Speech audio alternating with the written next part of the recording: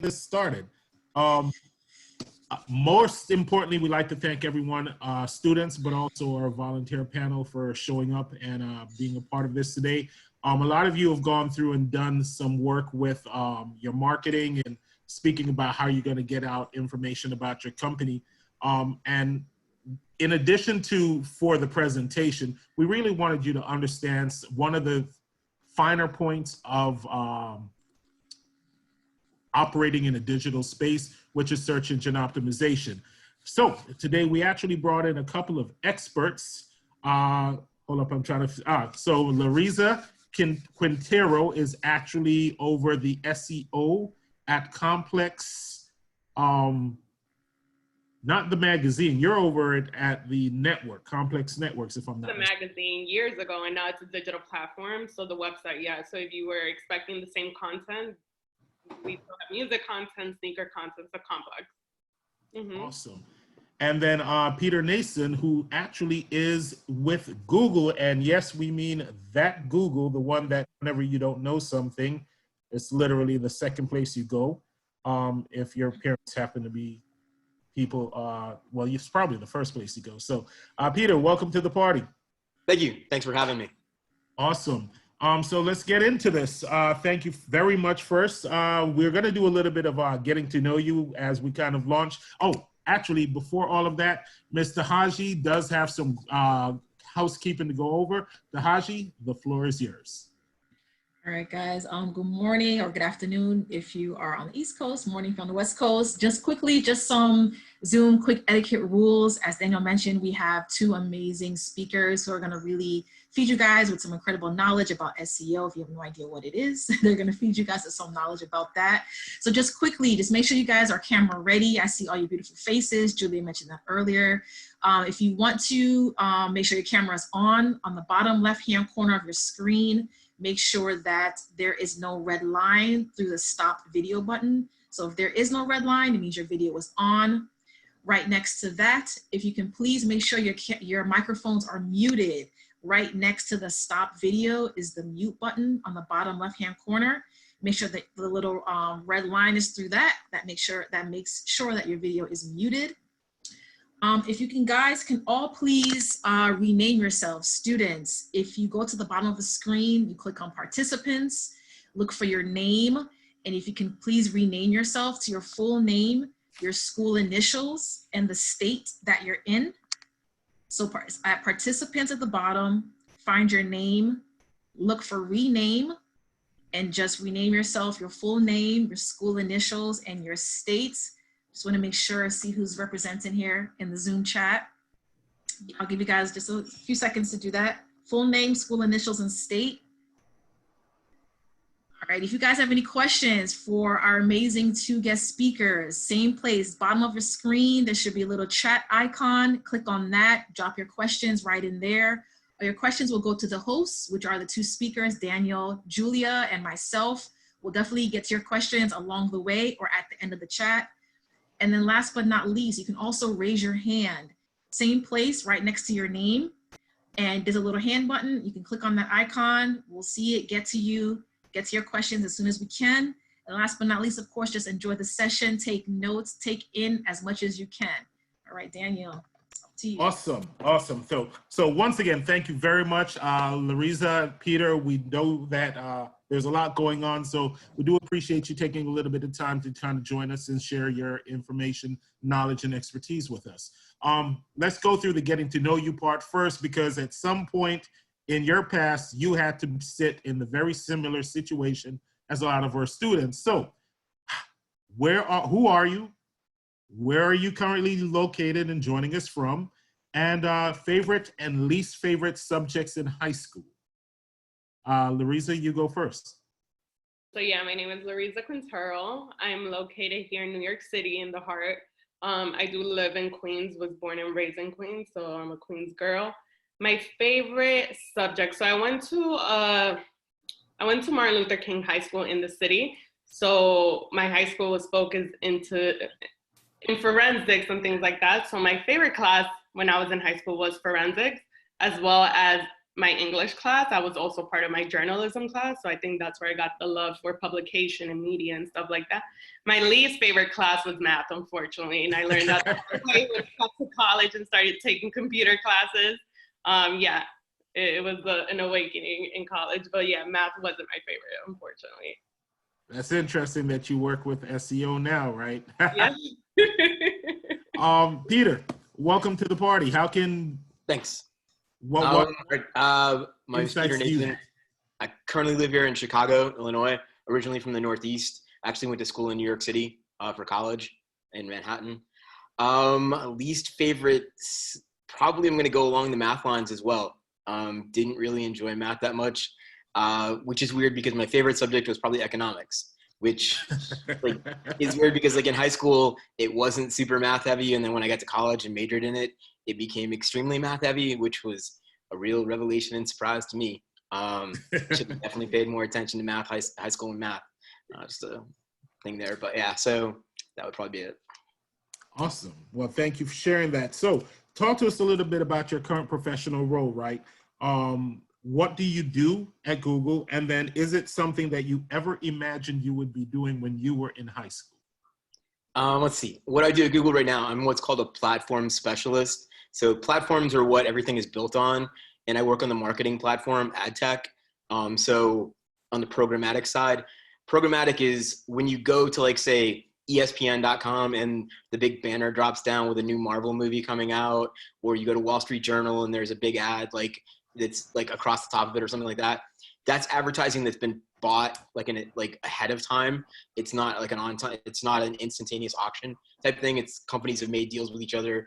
You know, ESPN, Marvel will give you $3 million to have that banner up there for a week kind of thing. So I work on that side of the house because the technology that Google uses are companies that we purchased years ago, and they don't work and play well with each other all the time. So my role is to sort of have them work better with each other, but also work with the clients on the end.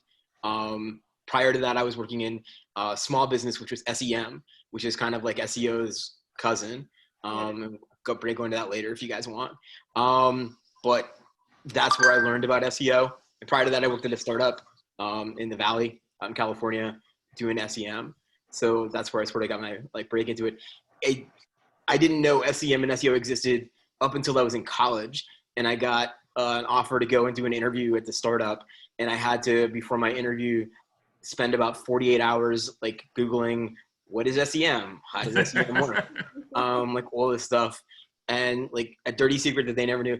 I don't remember applying to that company. I don't know how they got my name, but they flew me out to California. I got the job, and it all sort of worked from there. So I had no clue this even existed when I was in high school. Wow. And Lariza, share with us, how about with what you do at Complex, and then is this even something you thought about or even you existed while you were in high school? Of course. So I'm on the flip side from the Google end. So I'm the SEO manager in-house for Complex Networks, and hopefully a lot of people know what Complex is. It is targeted to a younger audience. I've been a follower of the Complex brand. So if you're a hypebeast and like music and like sneakers and like all that culture, I work closely with the editorial team and our technical team. So I'm the middle woman between both teams to ensure that our website is fully optimized for Google. So the majority of our users come through mobile Google search. So that's where my focus is. So I have to be up to date with the latest Google products, with the latest Google guidelines. Google's constantly changing their algorithm. So that is my world. I'm constantly following Google News, making sure our website's up to par. And yeah, just optimizing our content on the daily. I know last year 6ix9ine News was very big. So we became an authority for 6ix9ine News, and we were the first ones to cover a lot of the breaking news that was happening inside the court. So those are things that from the editorial end I work with. And then on the technical end, I have to decipher our HTML code, our JavaScript, just making sure everything from page speed is up to par. So that's where I am in between both worlds, the editorial world and the technical world. But before that, I was in a smaller startup agency. I was the only woman there when I first started. So that was a very big milestone in my life.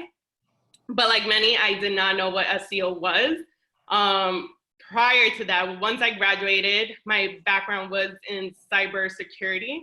That's what I graduated, that's what I studied. And I fell into the digital realm somehow just because I was good with technology. I was smart at deciphering websites. I've always had a passion for websites.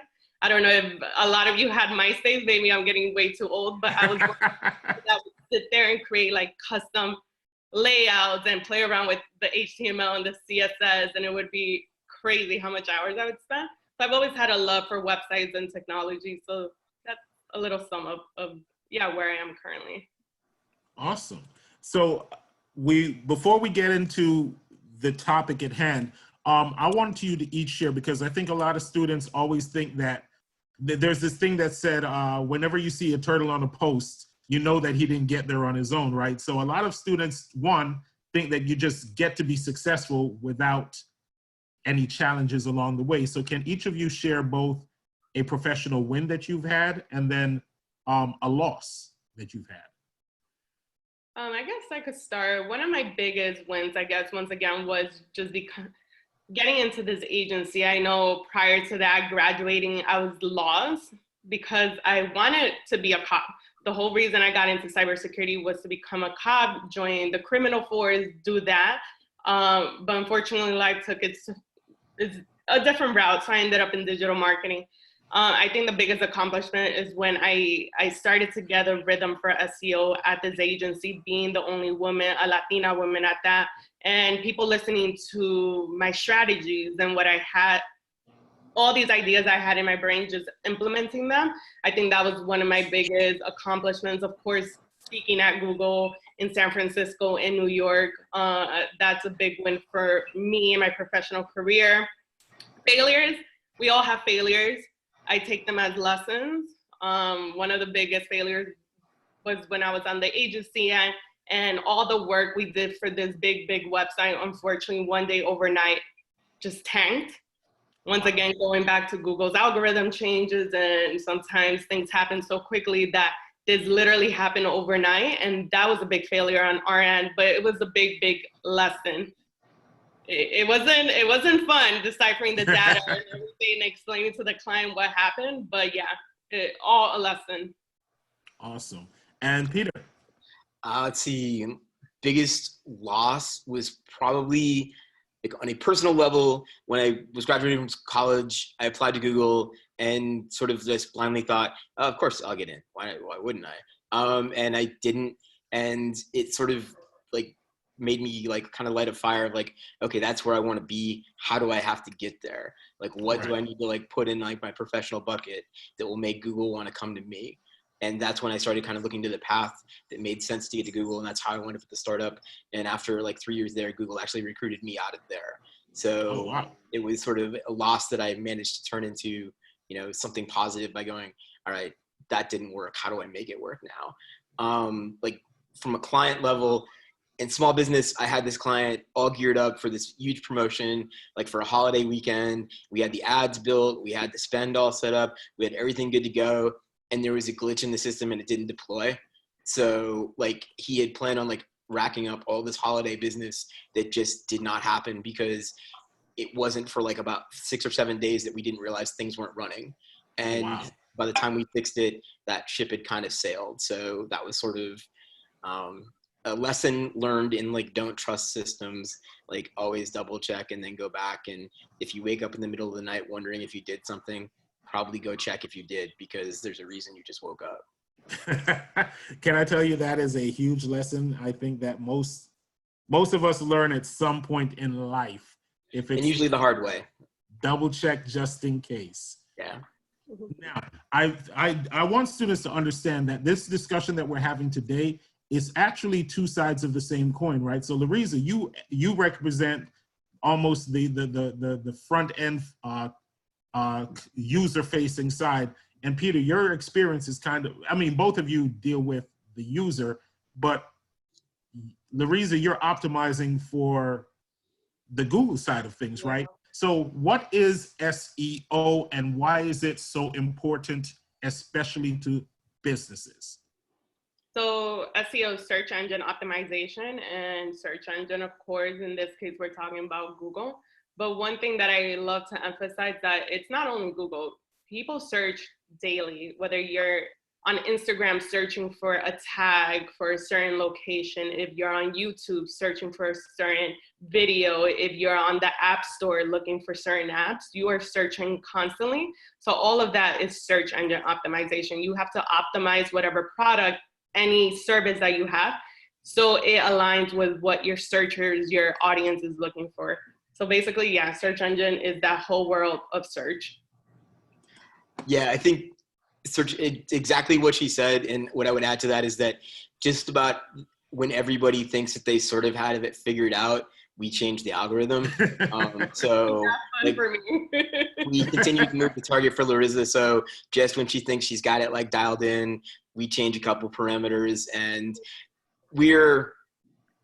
how we do search and how we set that up is a black box. We don't really share that. So for companies like Lariza's, it requires almost a reverse engineering of figuring out like, okay, I see what's happening. Why is this happening now? As opposed to us like saying, unless there's like big guideline changes, like we're not allowing this to occur anymore because of, fraud, or because these products were dangerous. So we don't allow them to show up in searches anymore, things like that. We're constantly tweaking the algorithm, which makes guaranteed she's always going to have a job, but it probably makes that job very frustrating at times, I'm sure. And the difference between like search engine marketing, SEM, and SEO is that SEM is a lot more straightforward. It's also a ton more expensive. SEO is far more of a grind. Like you're constantly optimizing and constantly getting content out there and making sure that you're relevant and you're showing up in other people's searches, so that way you stay towards the top of the page. So it's a lot more grinding your way to keep to the top, as opposed to SEM, which is just, I set my ads up, I set my bids up, and it's good to go, kind of thing. Absolutely. Now, and I do want to make sure, because we have students at very different levels of understanding this aspect of things. When you say algorithm, can you explain what that means? An algorithm is a program that we have set up that determines how searches will happen, what it looks for as far as relevancy, but also we have things like crawlers, which crawl web pages every day, all day. And they look for both positive and negative things. So if your web page is really fast and it has relevant content on it and it's been updated and it's easy for people to get around, and there's no like sketchy like backlinks, or there's no, like, they used to do a thing called, was it ghosting or spoofing or something like that, where you'd put like invisible words on a page to try and get the crawlers to see it. Like if there's none of that, then the algorithm takes those as positive things and moves you up the search.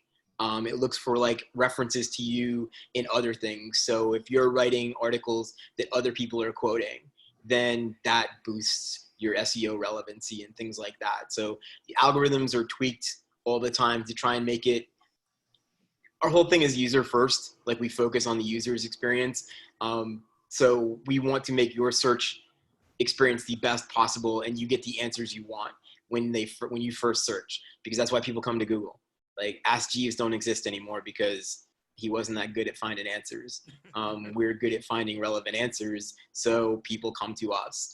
And as long as we stay that way, people will continue to come to us. Once we become not as good and other people are better, then, maybe Google's the next Ask Jeeves. So, and you guys probably have no idea who Ask Jeeves are if you're under the age of probably 30. So I love the fact that we have, in the last 10 minutes, we've gotten a MySpace and an Ask Jeeves reference in the same discussion. They were like pioneers, man. The things I want to point out about the algorithms, just because Yes. I've been at the highest of the highs when an algorithm has happened and the lowest of the lows. Algorithm changes definitely keeps me on my toes. I know in January, February, earlier this year, there was a big change, and there was one article that Complex would rank #1 for, and this was best movies on Netflix. We worked so hard on this list. We were constantly on page 1, position 1, so our clicks were great for months. And then all of a sudden, Google made this change, and we went to page 2, the next day page 3, and it just kept getting lower. For me, that's just a green light that that tells me, okay, Google has changed something. It no longer deems this page as an authority for the search query. What are other competitors doing that right now we could adjust on our page? So that's how sort of that mindset happens right after an algorithm. Okay, we win, that's great, but we lose. What are other outlets doing that we aren't doing? And why is Google favoring this page over our page? So just a mindset that you have to keep in mind when these algorithm changes do happen. And I love the fact that you said that, right? Because I think a lot, if you want to hide a result, if you want to hide a company, that body, page 2. Yeah, that's a joke. Which is really dark, but it's a saying, like, if you want to hide a dead body, put it on page 2 of Google, because nobody's looking at page 2 of Google. So you always want to be on page 1 when it comes to ranking. So that's the little story with algorithms. We don't announce algorithm changes. Like, we just do them. So yeah. Right. And let's talk about that a little bit, right? Because for startups, right, especially Peter, for startups, how difficult is it for them to kind of get traction on getting to Google's first page? Because there are literally companies out there right now that will tell a brand new business owner who knows nothing about search engine optimization, yeah, we can rank you on first page of Google. So can you speak a little bit to that? Why is search engine optimization so critical, and the effects and the benefits and the challenges to a new company? Going exactly what Lariza just said, like, you have to be on top of it all the time. So if you're going to do it, you have to dedicate yourself to the fact that this is like a daily thing that you do. Like, unlike other forms of marketing where you can just sort of set it and forget it, and I'll check it again next week and see how it's doing. SEO is an everyday, maybe a couple times a day things. I mean, they went from 1 to 2 and then to 3. Had they not been checking, they might not have known for a week or 2. And then suddenly somebody's like, why are our clicks dropping? So for a startup, it can be really difficult because it's getting the initial traction to get you on your front page, or to get you like on any page really, because unless you're strictly like disrupting and like you have something that no one's ever had before, there's probably people doing what you do and they have a backlog of traffic built up that is going to help them with the algorithms. So you're trying to like basically break brand new ground where there's not much new ground to break. So it requires a lot of work. It's a hustle. It's going to be, you know, getting your name out there, like developing as a trusted content provider and having other people reference you as a trusted content provider.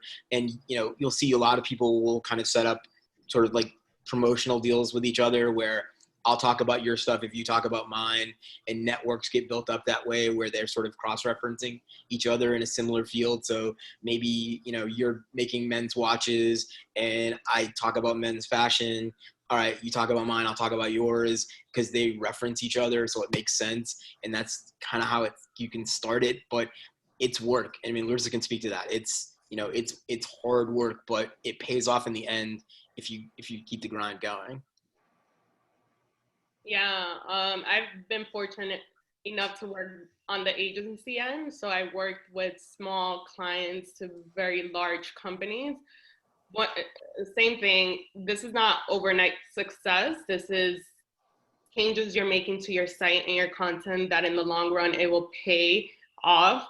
If you are constantly testing and doing stuff, you just can't do a title tag one day and then forget about it and not even go back to it a week later to see if it's working. You have to be constantly on top of that. I'm a small business owner as well, and I have a website. I know now any CMS, when I say CMS, is where you host your website. So something like a Shopify or WordPress, they have made it super easy to do SEO on your own. They have specific fields dedicated to this. Of course, you get more technical as you go, but there's so many resources out there where you could even get the fundamentals of SEO. And if you are interested in starting your business and just getting a good understanding of what SEO is, there's resources out there. But I will say this, in regards to the authority that big companies have, like Complex, it's way easier for us to rank for something versus a smaller mid-tier company. It does take more work on the mid-size small. I wish there was a way to get the smaller players in these #1 pages, but unfortunately, right now, that's how it works. It all comes down to the authority that you have as a domain, your pages, your speed. It's a lot of factors that go into a ranking. And another thing that I want to add is just because you don't rank for a certain search query, there's short and there's long tail search queries. So just because you don't, let's say for sports, if you don't rank for sports, which okay, a lot of people are searching for, that doesn't mean you're not gonna rank for something a bit longer that people are still searching for, like best basketball players in the NBA. That's a longer term and less competitive, and you have more of a chance to rank in these longer tails versus these shorter tails. So that's something to remember. Just because you can't win with these short tail searches doesn't mean there's no, you don't have an opportunity to rank for longer tail searches. And longer tails are really more effective because if someone searched that detailed of a search and you come up, they're most likely going to go to you. Where if I search like basketball teams, who knows what's going to come up. I may or may not actually want to go to those, and I have to keep refining my search to get to what I want. If it's a long tail search and you hit on that, you're probably going to get that person to your page. And with the page, have the cleanest, most simple, easy to use, user-friendly page you can possibly have. Have somebody, like have your grandmother look at it and have her try to get around it and find ways and stuff like that, because that's stuff that we rank. How easily can people get around your page? How easily can they sign up for things? How easily can they purchase things?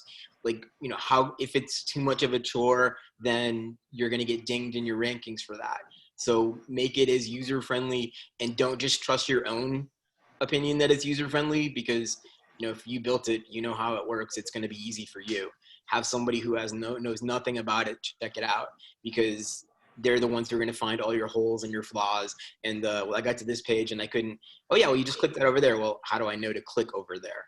So the people in the UX team are constantly reaching out to us to have us go over their stuff, because they can't trust themselves to do it because they built it. So they have people who didn't build it look at it. I don't want to get too far away from that. UX, talk to me.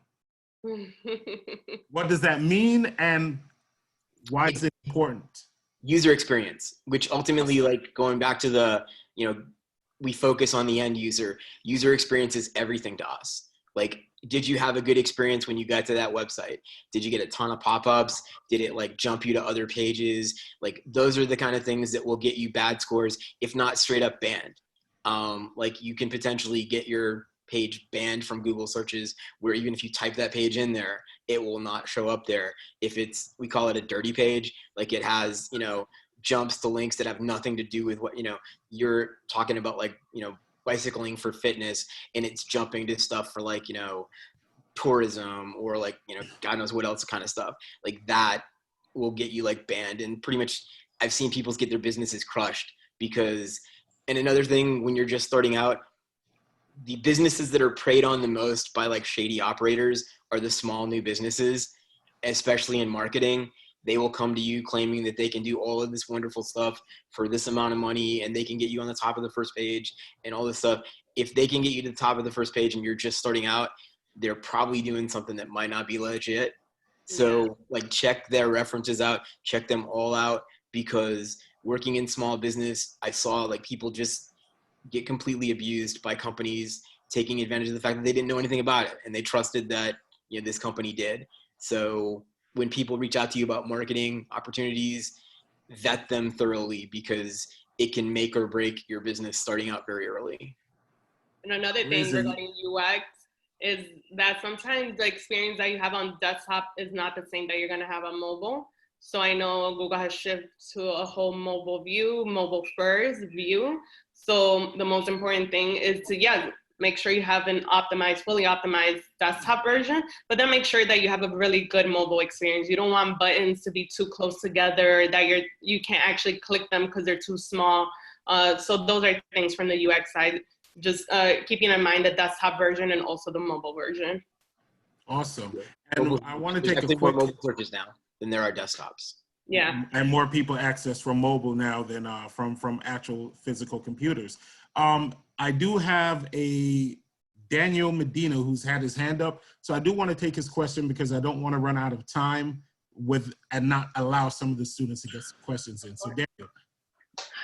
Okay, so I was gonna ask, let's say you wanna have a website, right? For whatever reason, would it be better if you make your own or if you hire someone to make it for you? One, I like your sneakers there. I like the colorway. And two, it Thank depends. you.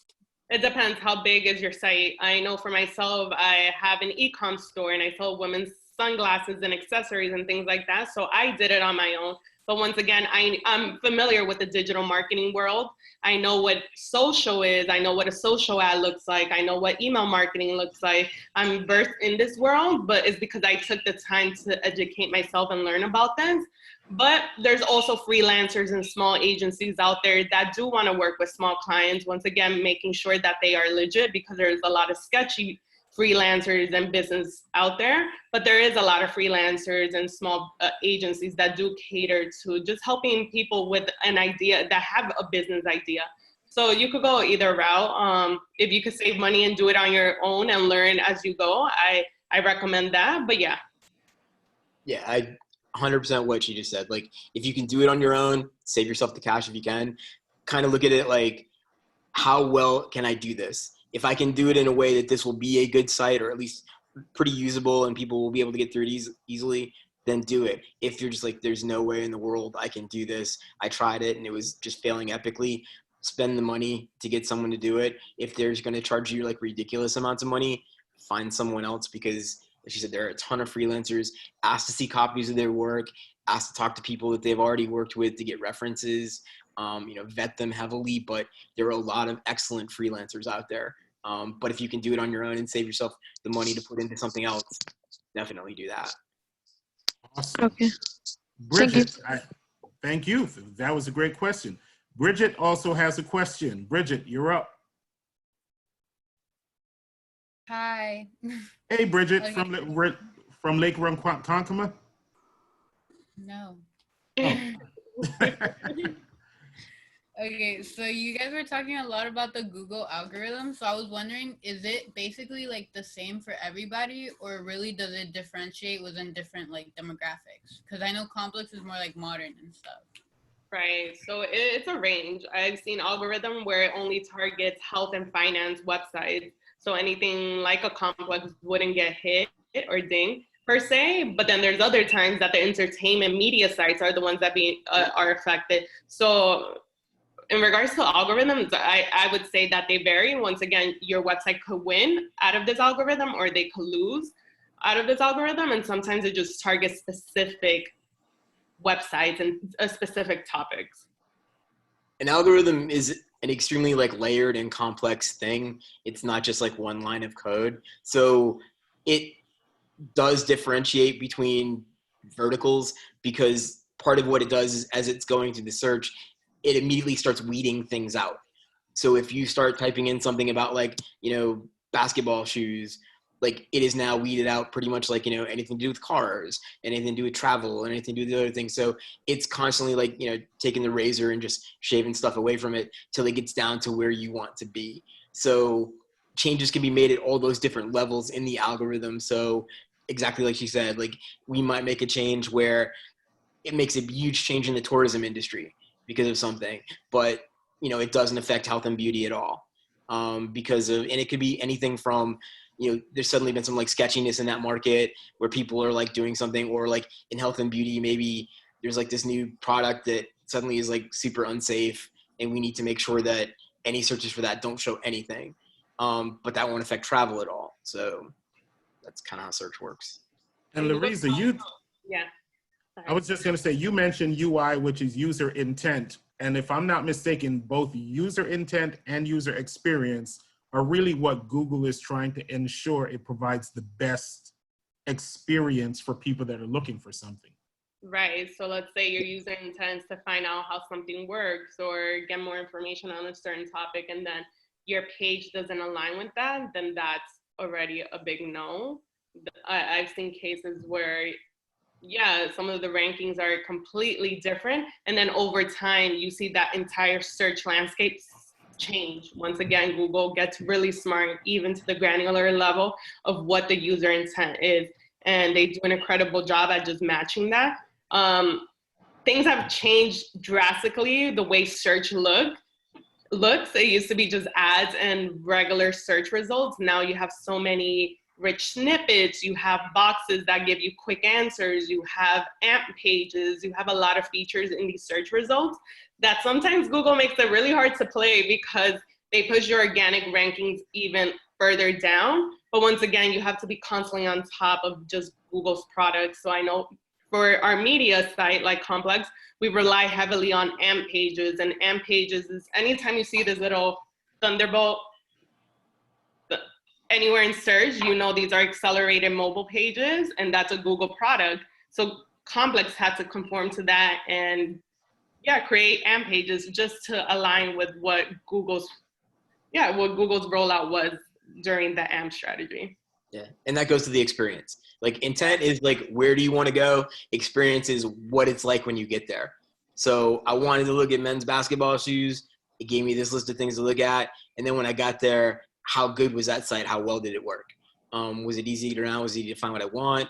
Did I click on a link that was for men's basketball shoes and it took me to skateboards? Well, that's bad. And you're going to get dinged for that. So that's the experience part of it. Awesome. Talk to me a little bit about developing an effective strategy. And I know we can't cover that all, even if we were here all day, but week-long course, yeah. Things. Top 3 things that you kind of want them to take away, because one of the things we talk a lot about is understanding your target market, right? So for a lot of the young people going through and talking about their businesses, understanding your target market is critical. What would you say after they do that would be 2 or 3 steps that they have to be very diligent about to really undertake a successful SEO strategy? Like, once you understand your market, make your website as clear as it can be about what you do and who you are. Once people find out you work for Google, you get asked questions at really weird times. I had my knee operated on a few months ago, and the nurse in like the ready room that was like giving me the IV, like found out that I worked at Google and showed me her website on her phone for like stuff that she sold and asked me what I thought of it.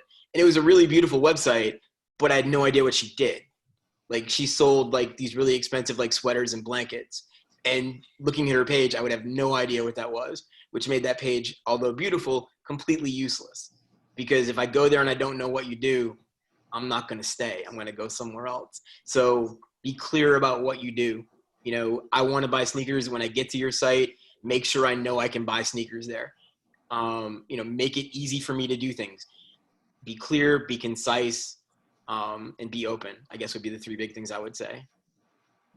Yeah, for my end, editorial is really important. Even if you have an e-commerce site, so you are selling Jordans, you are a reseller company, you should have some content that still supports your products. It's just not like you're gonna have products on your site. Google loves words and they love crawlable. Just anything on the page that they could crawl is important. So content is really important. There's 2 types of content in my eyes. There's evergreen content, which doesn't matter the month, the day, or anything, it will have traffic, something like best movies on Netflix. People are constantly searching for that, versus something that's more timely news, like the latest on coronavirus. Those are 2 different types of content. So I think having good content is important. Once again, your speed. You don't want your site to be too buggy, too spammy, a lot of pop-ups, interstitials, things like that. Just make it as concise and as straightforward as possible.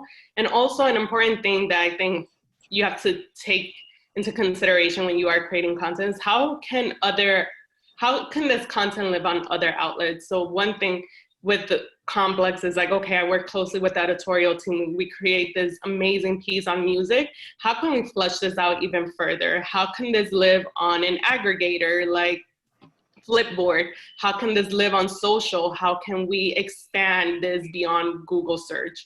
So just because you're in SEO doesn't mean you have to just focus on that. You should always have a bigger lens and see where else can this content live.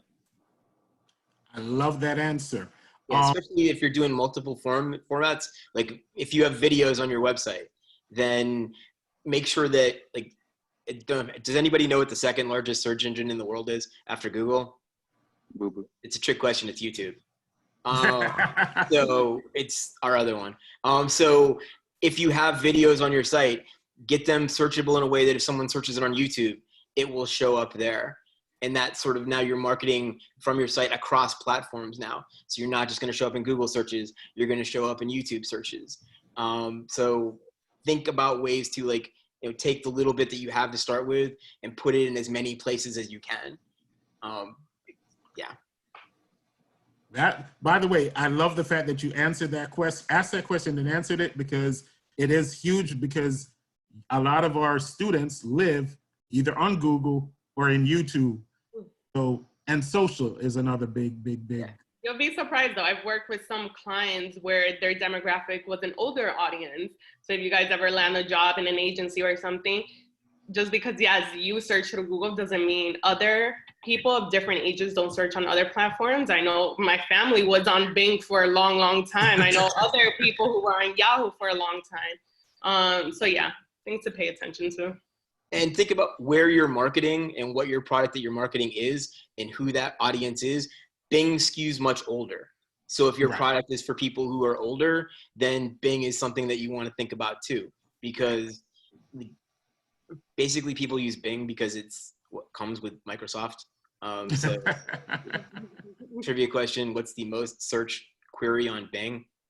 Google. So it's, yeah, but it's an older market. So if that's where you're going, by all means use it. If you're an Instagram, if you know that like what you have is very visual and Instagram's going to be a good place for it, target those places, know where the people you want live, and make sure you get to those places. Now, I'm going to ask one more question, but Ryan Long has told me that he has a question and I've had him holding for a while. So Ryan, how can we help? Can you hear me? Yep. Okay, so I have a question when it comes to marketing. So my business is based upon marketing motions. Earlier, y'all were saying that a lot of marketing companies have like scandals or just aren't trustable.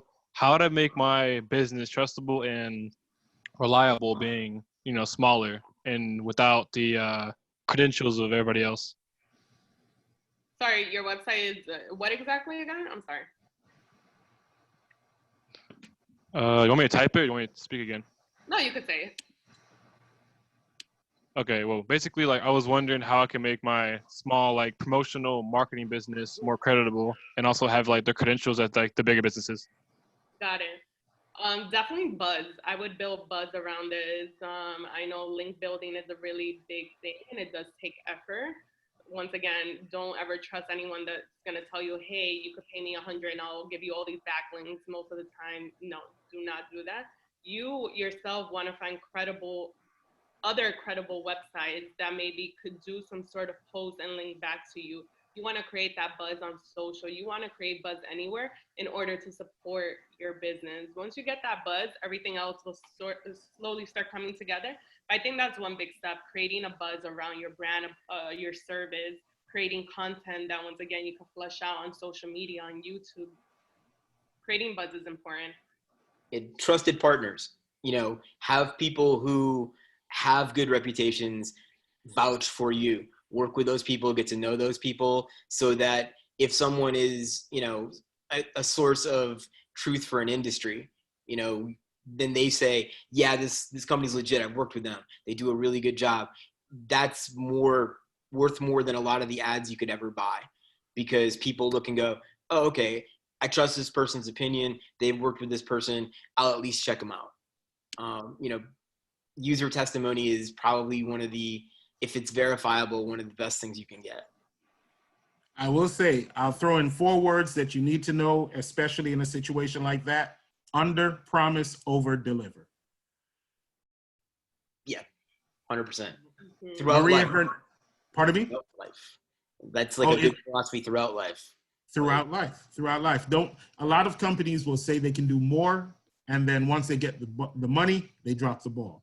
So you don't want to be one of those companies. You want to be someone who doesn't, you know, tells them the truth, but gives them more than what they're expecting. Value. And I think we spoke about that either last week or the week before, how important value is. Maria Hernandez wanted to know, do you know of a good resource that checks both user experience and user intent that the students can look at? In regards to user experience, I know Google has a mobile friendly tool. It's free. You could test out your pages and then they'll let you know how your website is on mobile. Yeah. In regards to user intent, it gets a little more difficult. There's, from my knowledge, I don't think there's an actual tool that like just tells you, hey, your user intent doesn't match this search. I think it takes more of digging and analyzing your website versus other competitors. Unless Peter, there's something on the Google end in regards to you can get a free version of Google Analytics, which are like tags that you can put on your site, which will allow you to see how people got there, what they searched to get there. It's also a good way to sort of diagnose your site like internally, because it will show you like, you know, pages that had hits with, you know, on page number whatever, or page about whatever, like this seems to be where everybody left. Like, you know, people got to that and then they left from there. Is that where you wanted them to leave from? If it is, then congratulations, it's working. If it isn't where you wanted them to leave from, then there's a problem in your site somewhere. So Google Analytics is, you can go online and find like tutorials for it. There's a bunch of companies make them, they're all free. Google Analytics, the basic version, is free. And it's a really good way to sort of diagnose your site. The mobile site that she's talking about is spot on. The best thing you can do as far as mobile speed is everything. Like how fast will your site work mobily? If it's slow, you're going to get crushed in searches. If you're fast, you're going to be towards the top because it's about the experience the user gets. And how many times have you stood there holding your phone, waiting for a page to load, and after like 5 seconds, you're like, heck with this, and you're backing out and you're going somewhere else. Always think about your stuff from the user end of it. Would this be an experience I would be happy with? And you understand the problems that are going on, like, well, yeah, but I know what's going on. So no, I don't care about what's going on in your site. I just want to see your shoes. So, you know, think of it that way. And in the SEO world, there's a lot of tools. I wish there was just one tool that would give me everything. We do have a tool called Botify that's really good in regards to the keyword side and also the technical end. But most of the time you are playing around with so many tools that you are trying to decipher. So it's a combination of Google tools, it's a combination of big tools out there that you have to pay for. It's a combination of free tools. There's also Google Search Console, which is a support. There's Google Analytics, which is great for traffic, and then Google Search Console, which is great for analyzing keywords. So there you could search intent by page. So let's say best movies on Netflix, I go to look at it in Google Search Console and I find out more people are searching for best films versus best movies, then that's already something for myself. Hey, maybe we're not targeting films enough on this page. So yeah, Google Search Console is another great platform. And that was going to be the last question that I asked for me, was going to be tools that can help either learn or execute a more effective search engine optimization strategy. Did you, both of you spoke to that a little bit, but did you have any one or two more tools you think our students should look at? So those tools are once you're in the business, those tools, if you want to decipher your website, all of this, but once you're starting out and eager to learn about just SEO, what it is, I definitely recommend the Moz Beginner's Guide to SEO. This was one thing when I reached the digital agency that they had me read like if it was a Bible. And I remember being so insightful and so much information. They're constantly changing it. So the Moz Beginner's Guide to SEO is a great one. And I would also recommend Code Academy now that we're all in quarantine indoors. If you are familiar with HTML, CSS, JavaScript, great. If you could even advance those skills, those are very, very important when it comes to SEO. I would also recommend just, yeah, anything technical on the code end. Yeah, the coding part is huge. Even if it's something you're not going to do, being able to understand it. So when you talk to the people who are doing it for you and you know what they're talking about. So if they ask you a technical question, you know how to answer it. Or if you're dealing with a company that's going to be doing something for you, you'll have an idea whether they're being legit with you or if they're just like throwing a bunch of like jargon at you because they assume that you don't know anything about it. And that's sort of a really good way to vet people. So the coding stuff, yeah, Code Academy, places like that are good. Any of the journals, and there's a ton of like search engine optimization, search engine marketing journals out there that you can read online for free. Anytime we change the algorithm, you'll see the online journals go nuts like a day later. And there'll be all kinds of articles about Google just changed this. What does it mean for you? And things like that. And those are, I mean, to be honest, sometimes that's how I find out things have happened. They don't tell us internally, you know, oh, hey, we're making changes, because to be honest, internally in Google, we don't really talk about SEO that much, because while it's part of the landscape and marketplace, it's not really part of our business. It's not what we do. So we impact it greatly because it goes through search, but it's nothing that we really do anything out of. So it's kind of how we used to joke in small business that, you know, we tell people we don't understand and we don't do search engine optimization, when in reality it's like our business to do it. So yeah, but so read the journals, there's a ton of them out there. Most of them are really, really good. And they're people who, like, it's their life's work to study this stuff. So they will be able to kind of give you peeks behind curtains that you wouldn't have seen otherwise. And I will say, Daniel did throw in another question. Is there a way to make your user experience faster? Because page speed is so important. Oh yeah, there's a combination. It starts off with images, videos, just the way you have your code structure. Currently with Complex, we're trying to clean up just our code structure. There's so much legacy stuff in our code that sometimes we forget to even remove it. So there's a lot of factors that go into page speed. But one thing is starting out making sure you have crawlable HTML text, have straightforward images, that your page is not too heavy. Once again, going back to, if you have a buggy experience, you know, if it lags once you're scrolling down the page, you already know there's something wrong. But yeah, you could start off just analyzing how your content and your images go hand in hand. There's a lot more that goes in technical side in regards to page speed, but that's a good starting point in regards to analyzing a page. Yeah, keep it as clean as you can. If it doesn't need to be on that page, it probably shouldn't be there. You know, unless it's like super light code that isn't really going to impact it. You know, look at what you have, go with the bare minimum you need to make sure it works right and it looks pretty. Yeah. The bells and whistles are not necessary. No, and most of the time they'll do more harm than they do good. And Pablo Perez actually was looking for some insight into getting an internship or a job at Google. I feel like he was listening to what you said earlier and just wanted to know what kind of secrets you used to get. Careers.google.com is our job site, and internships are listed there. Internships, there are very few like high school ones. They're usually college ones, but they do exist there. They exist in like pretty much every branch of the business that we have. So there's the coding side of the house, there's the business side of the house, there's the UX, all that stuff. So they do exist. Super competitive. If you know somebody who works at Google, having them do a referral for you is always helpful, because it guarantees that someone will look at your application, because it's an internal referral. But yeah, like this summer coming up, I know they've cut back on internships big time, because like we've been working from home since ever, it seems like.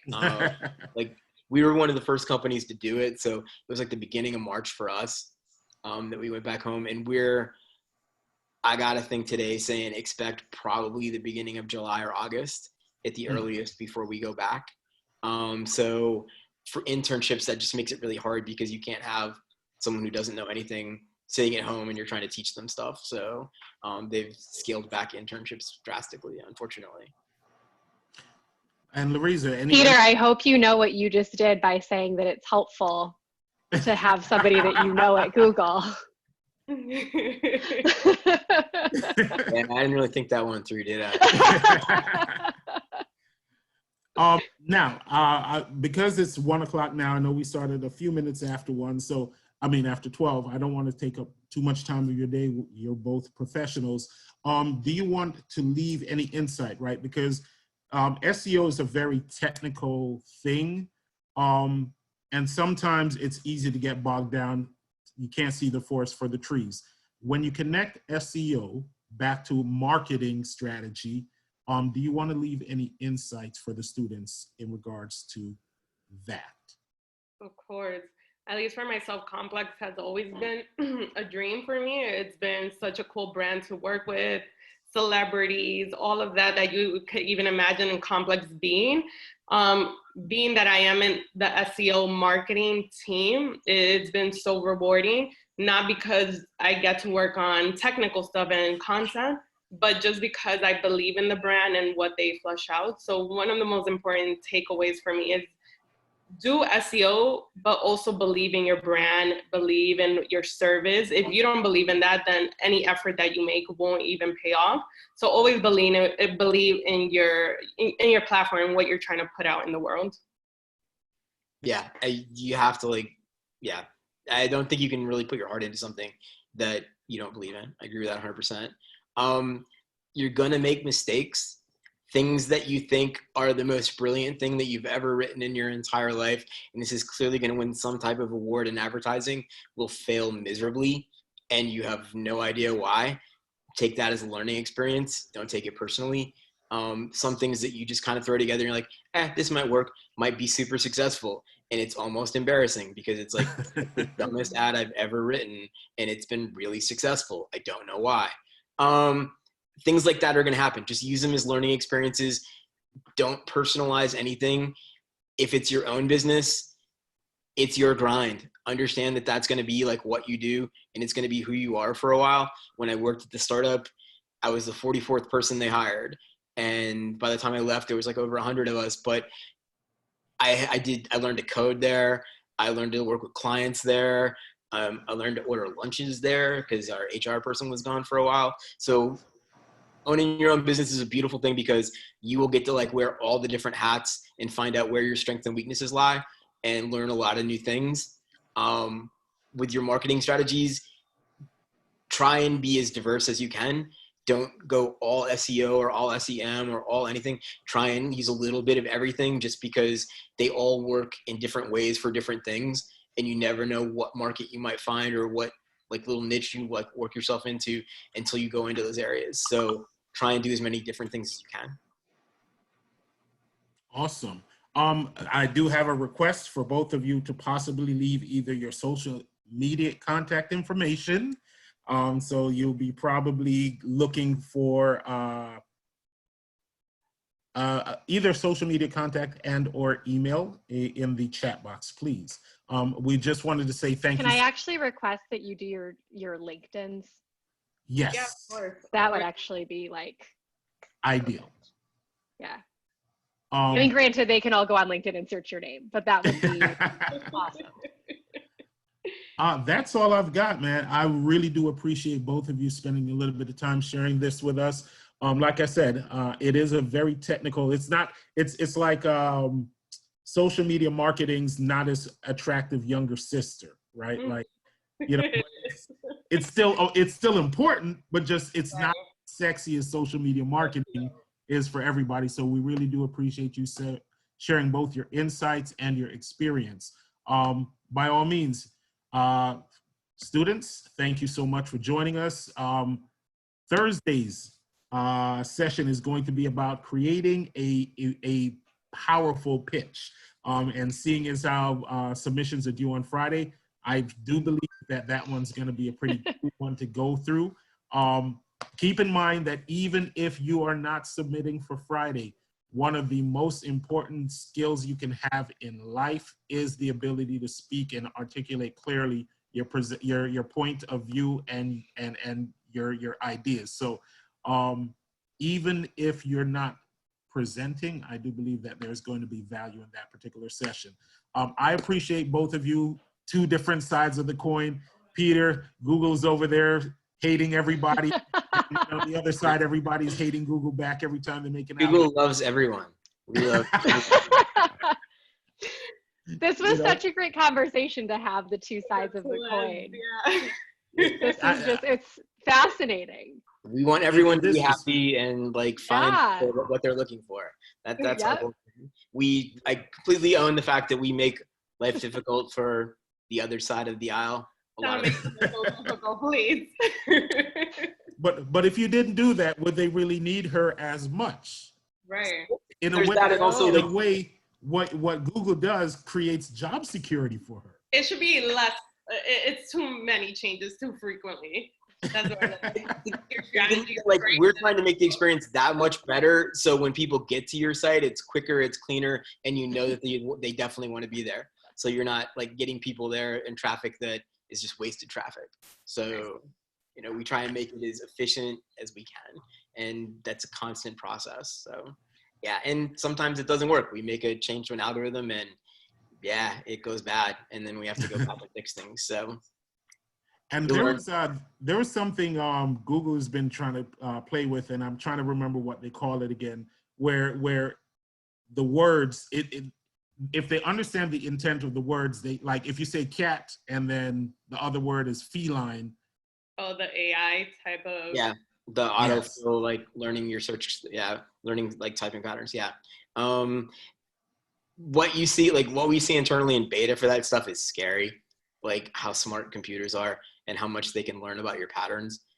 So yeah, you'll see more of that over time. And we always try to put it in a way that you can turn it off if you don't like it, because it really freaks some people out, that it finishes your sentences for you before you like, it's like a bad relationship. It does that in my Gmail right now. Yeah, you can disable that. We joke it's sort of like a bad relationship where like they're talking over you and like finishing your sentences and trying to tell you what you mean. But yeah, there's more of that. It's all about AI, about the systems becoming smarter so that it makes it easier for the user. And sometimes it doesn't work the first couple times, but you know, hey, we'll get there. Different iterations. No, this is actually a conversation I wish I could have all day. I'm not going to do that. Thank you so very much, all. We do appreciate you. Julia or Tahaji, do we have anything housekeeping to cover? No housekeeping. This was a wonderful conversation. So thank you both to our speakers, Lariza and Peter, but also a lot to our students. I saw a lot of cameras on, staying on, lots of questions that were just fantastic. So thank you guys for being on and being engaged. And I saw lots of people writing notes on the side, and that was just awesome. And we are so happy that this is bringing you value, right? So kind of the same thing that we've been talking about this whole discussion. Nifty's whole point of this is to bring you value, right? To help you with developing your business plan, and also just helping you in how you're approaching kind of your next steps as young professionals. So thank you all for being on and being engaged, and we're happy that we get to do this every week. And thank you, Julia and Daniel. I wish I had this when I was much younger. So thank you for everything that you're doing.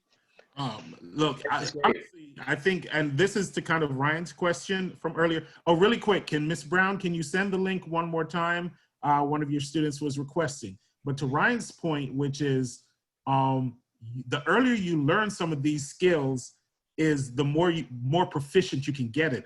Yep. And people do pay big money just for someone to be able to optimize a website. They pay money for people to do search engine just SEO, not complex. Yeah. like you have to understand it, right? You have to understand how it connects to everything else. But learning these things early puts you in a position to where this is something you can actually monetize, right? Ryan, what grade are you in?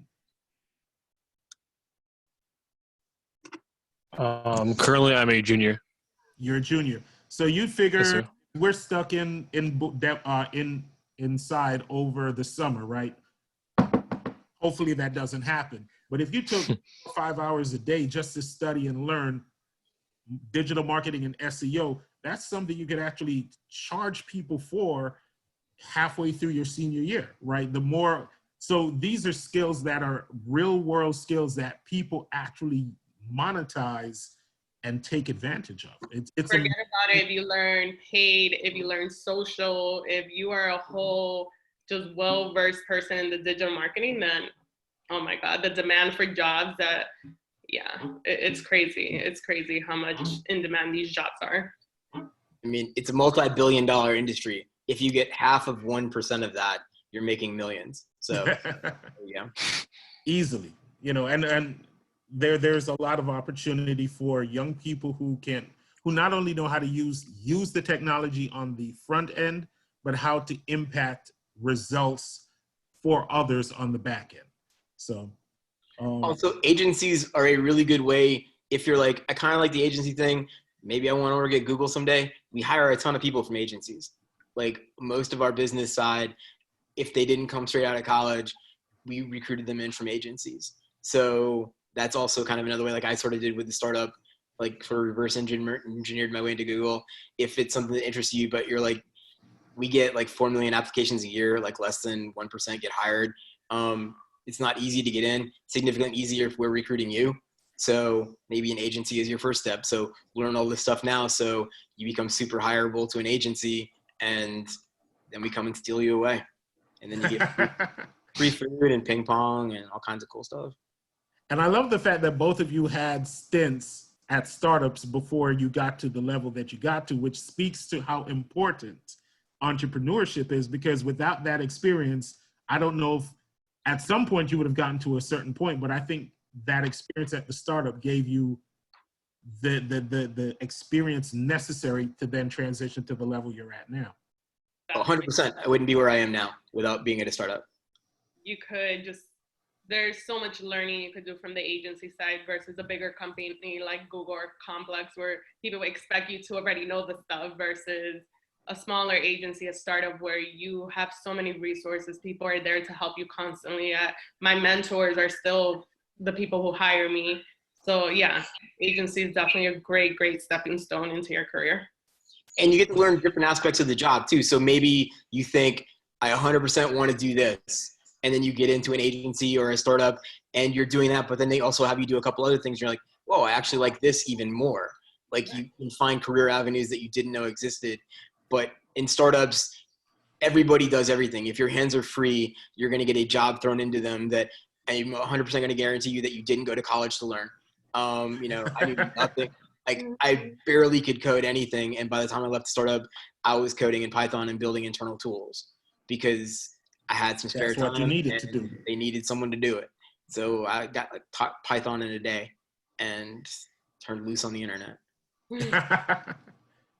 I think one of the things that with what you just said, the thing I want to impress on every student that's still here, you don't still have to be here, by the way, we're done. We're just kind of talking, this is like afterwards. But how important the love of lifelong learning is to your professional development. Learning doesn't just take place in school. There's an entire life and an entire world outside of school, and things change constantly, right? So you're always going to have to, and you're always going to have to keep learning. And if you're able to, your mind to continue to learn, that will take you further than really what you learned in a formal classroom. Daniel had another question, by the way, so I don't want to take that away from him. What's up, Daniel? I was gonna ask, let's say you're making a business, right? And would you recommend like working for a business that has like a similar project in hand? So let's say you want to start out a sneaker company, and you also want to work in a bigger sneaker company. Yeah. I think sometimes in life you have to take on jobs even if it doesn't align with your passions. Unfortunately, sometimes that's just how it works. But if you could find something, I know if I was doing SEO for a finance company, I would not be the happiest, just because that's not my passion, that's not what I do. But being in a company like Complex that is hype BC, that does have sneaker content, has music content, these are things that I follow in my everyday life. I think it makes me even more passionate to be at work. So yeah, if you are fortunate enough to find a big company and find a job there that aligns with your vision and your side project, then definitely. Yeah, I mean, there's no one in the world that you can't learn something from. And going into an environment like that, you're going to learn a lot of things. Be careful you're not accidentally stealing intellectual property while you're there, because that could be a bit of a problem. Like some people, you know, if you go someplace and learn the trade and then go open your own business, some people might not be really thrilled with that. So keep that in mind. You know, if you go to an agency and then leave and open your own agency, they might not be really happy, especially if you take clients from them when you go. But going someplace and learning is always a good idea, especially if you're just starting out. I mean, I went to an SEM startup because I needed to learn the business. And, you know, I left and Google's not really a competitor. Well, kind of is, but you know, you gotta learn somewhere. So thank you all. It has been a pleasure. I've had a great time. If you let me keep asking questions and talking, you'll be here at 2 o'clock. I don't know if your day really accounts for you being on Zoom, just chatting. So thank you so very much, all. It has been a pleasure. We truly appreciate it. Y'all have a good day. Thanks for having me. Okay. Hey, absolutely. All right, thank you so much. Yeah, bye-bye. Take Bye. care. Thank you.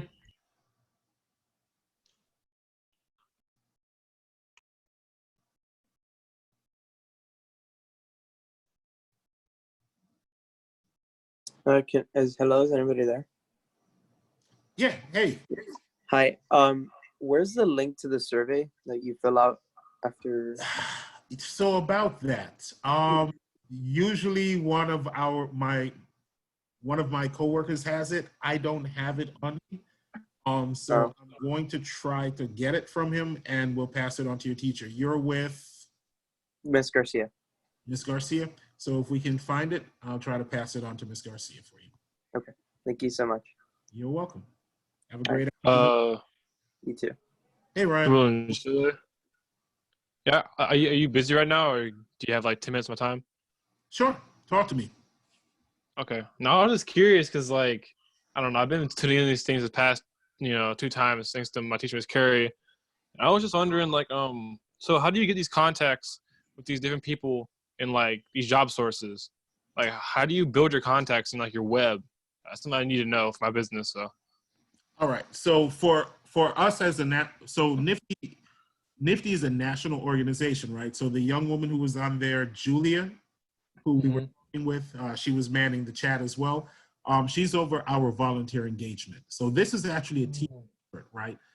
She will reach out to our individual offices. Hey, do you have somebody who can speak on this particular subject? So we actually kind of use our contacts as an organization, relationships we've built. So here's what I'll say. Relationships are critical, right? Your professional development, relationships are critical. And so you are a junior right now. And you would be surprised, right? So to answer your question, I'll tell you a little bit about my story. One of the best things that ever happened to me was to get a scholarship to go to college. And in addition to the money, I also had a mentor who worked as an executive at the time. The company was Woolworth. It's not even in business anymore. But beside the point. Oh no, the store, Woolworth. That's crazy. So, but that connection, right, put me in rooms that I would have gotten into otherwise. So even though I share the same thing with them, right? I didn't love math when I was in high school because you can never really connect math to the real world until you realize that math is money. And then all of a sudden is a lot more fun.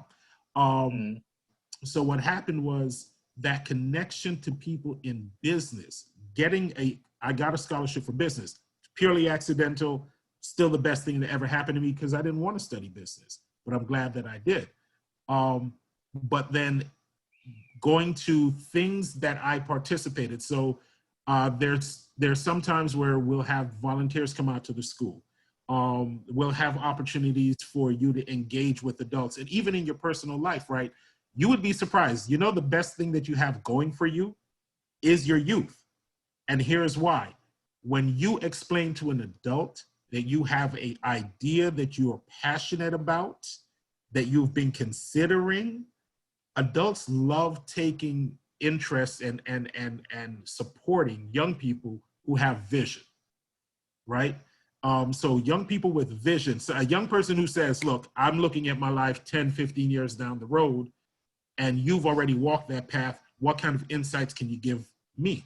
And you'd be surprised at how much of the game somebody who's already walked that path is going to give you to help you kind of transition, right? So thinking about, starting your own marketing agency, people like Gary Vee, listen to Gary Vee, people like Neil Patel, listen to Neil Patel, right? These are individuals who put out a lot of information about things that will help you. And let's be clear, your first 2 or 3 videos that you watch, it's going to be Greek, right? They're going to be talking about user experience. They'll be talking about click-through rate, return on investment, key performance indicators, a lot of acronyms, right? But here's the thing. The more you listen to certain people is the more you learn how to speak that talk. Okay. Right? So if you want to get into being a promotional and advertising, let's be honest, right? What is the goal of that business? The goal of the business is to help other businesses be successful. So all you have to learn is you have to know, what do these businesses need that they define as being successful? And then how do you help them get that? Everything else is literally just the tools to help you get there. If somebody says, well, I own a bakery, well, what is success for someone who owns a bakery? Consumers. Customers coming in through the door, right? And what is the most important thing for every single business? I would say customer service, like satisfaction. I would say that's second most important. Most important is attention. Attention, okay, makes sense. Because you can't sell a customer until you have their attention. Remember when Peter said marketing is a billion-dollar industry? It's all predicated on getting people's attention. The entire industry of marketing is all 100% driven by, can I get people's attention? Once you have attention, then you can sell to them. But you can't sell to somebody who's ignoring you, right? That's and very true. After you've sold to them, that's where customer service takes over. But before you can do customer service, before you can sell, the first thing you got to do, you got to get their attention. Once you have their attention, now you it's called a sales funnel, right? It looks like an upside down funnel, upside down triangle. Yeah. Top of it is attention, right? So you go from being a stranger to having attention. Okay, so from attention to interest, from interest to action. And that is that's the life of every single customer that you'll ever have. If you know what gets their attention up here and how to get them to take an action down here, all you have to do is just script that out, create a system for that, and then execute that consistently. Okay. If you're trying to work with other businesses, you now have to understand, okay, what do they need me to do to get a customer from interest to action? Make sense? Yeah. So it's your journey. I'll say this. I didn't start, even though I did business in college, I didn't start an entrepreneurial journey until I was about 27. So you can imagine if you're already thinking that way, 17. Yes, sir. So if you're already thinking that way at 17, what does your journey look like 10 years from now if you're already thinking, okay, how can I put something together that gives me an opportunity to be successful not quick, but earlier than most people? You can start a marketing company and run a marketing company while you're in college. There's nothing that says it's either or, because guess what? They don't pay you for showing up and sitting around for 8 hours. They pay you for getting results. So if you can get results in 2 hours worth of work and still go to school, or 4 hours worth of work, or 6 hours worth of work, doesn't matter. If you can get them results, they're paying you for actual results. Understand the tools, understand the objectives, understand the strategy. Yeah, I was just curious because like these last 2 sessions have been like I wouldn't say primarily, but a lot of them is revolved around promotions and advertising. And like I feel like from a lot of other businesses, from these other students, like I can really take from this a lot more because that's really what I'm doing. And every time they speak, it's always about like making sure your connections are there, make sure you're on the page, front page, making sure you have that traffic. That's all things I need to learn. Like I don't know if you remember last year, but I presented last year, and I had kind of a marketing business, but it was more towards like artists. But this year, like that's cool and all, but I realized that's kind of, I would say it's very unique, but it's very like specific.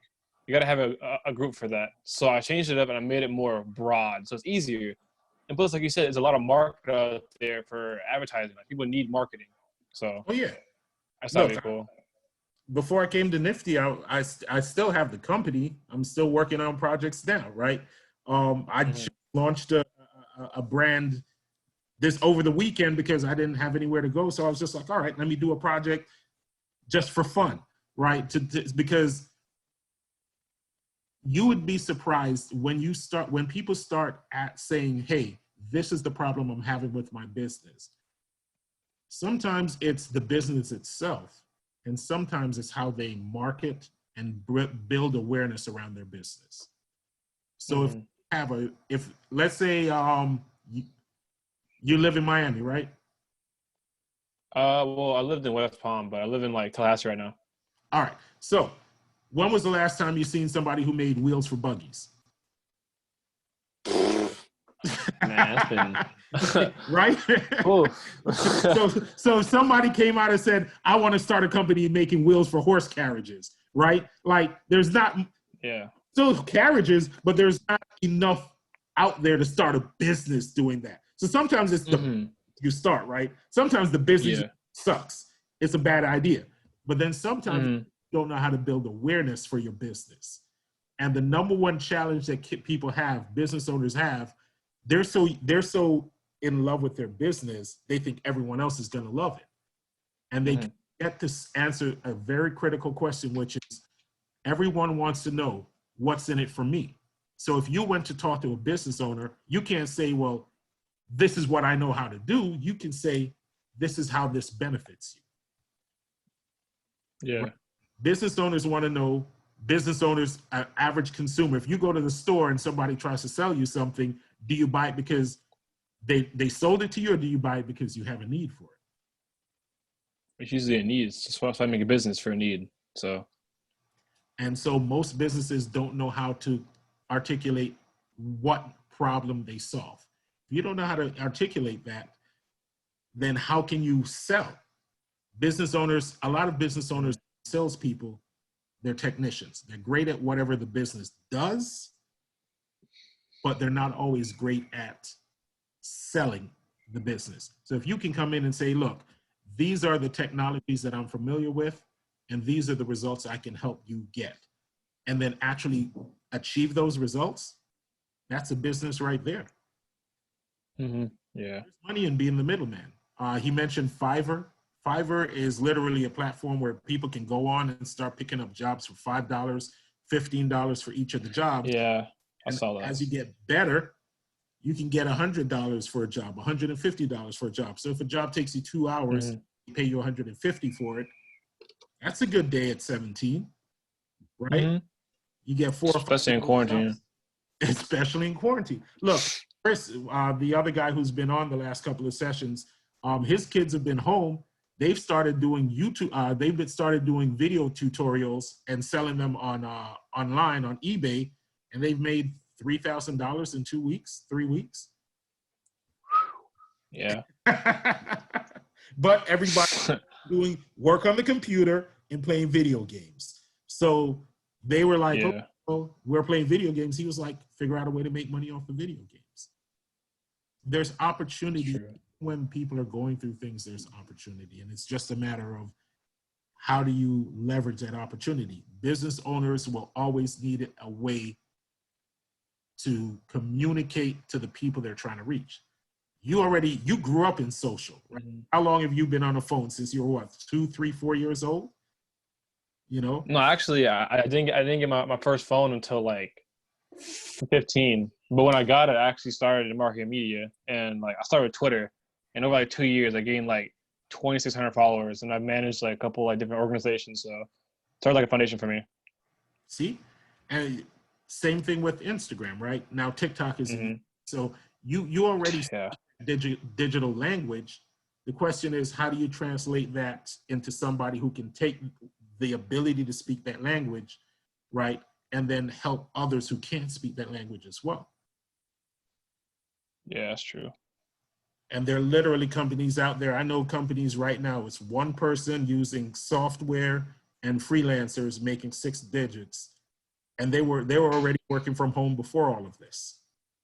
I had a digital agency. I took a vacation. I did 2 weeks in Thailand, and I brought just a tablet, and I could run my whole business operations off the tablet. Yeah. Anywhere that I had a Wi-Fi connection, you know, while if I had a Wi-Fi connection, I could still get work done. Now I have a traditional job now, so they would probably notice if I wasn't here. And honestly, now with this, if flights were going, I'd probably go back, right? Because they wouldn't know I was gone if I could still log in and do your things, yeah.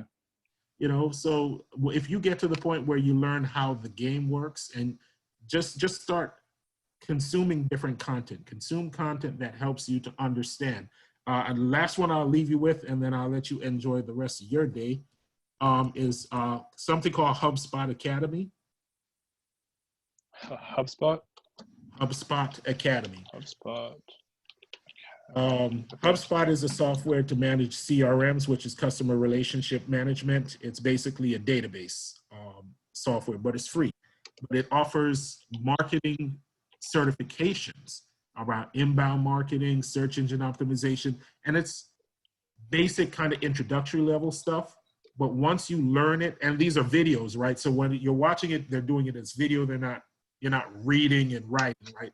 You do a video, you answer the quiz to make sure you got the content, and then at the very end, they give you a little certificate that says, hey, I got the certificate.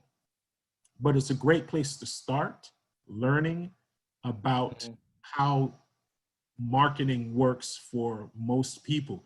Because even if that's all you did, that makes you more knowledgeable about that particular topic than 80% of people. And if you know more than 80% of people, anything you're better at than 80% of people at, you can monetize. Yeah. So that's all I got for you, Ryan. I'll drop my email in there. So if you have any questions, you can always feel free to shout me out. Yeah, like I said, I was just curious because like I want to talk to you anyway.